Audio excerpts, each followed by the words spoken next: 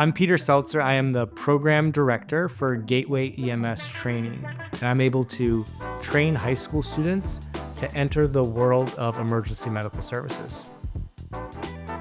That entails stopping bleeding, performing CPR skills, performing diagnostic procedures, and then using all of that information that you have to treat a patient in an emergency setting and getting them to definitive care at a hospital. Emergency medical responder is the first step to a variety of healthcare pathways as well as public service pathways. So if you're in high school, you take a class called Emergency Medical Responder. It takes a semester, and the next year you take an EMT course. That course is really the foundational course for people who want to work on an ambulance. Once you start working on an ambulance post-high school, there's a variety of options. You can jump into public safety like firefighting or police officer. You can continue on an EMS pathway to become a paramedic, or you can kind of jump ships into another healthcare career, maybe a respiratory therapist or even a physician.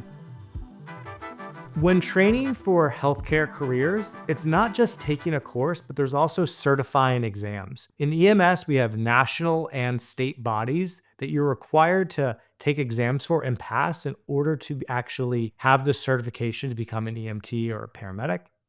You also have to continue your education with periodic refresher training.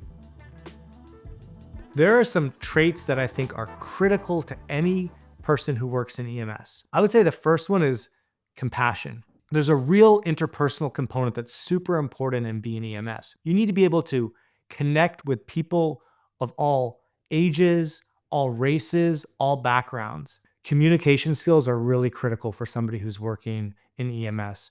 You might have to communicate with a patient one way. You might have to communicate with their caregiver another way.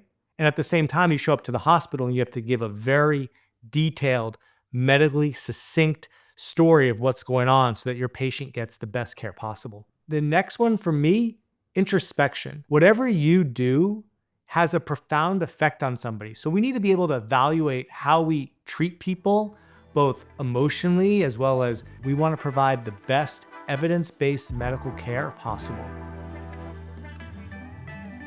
EMS is a great opportunity for people who are looking for a progressive career path. You can start it as an EMR, and then you can progress EMT, advanced EMT, paramedic. There are several steps, and each one of them comes with increased responsibility, but also increased pay.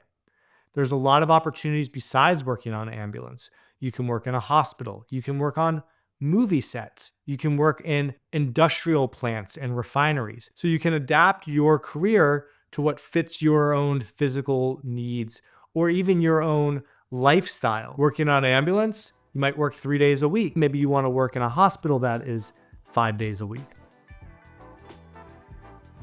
I encourage everyone to take this course because even if you're not sure you want to enter this field as a profession, the information you learn can save you and your family's life.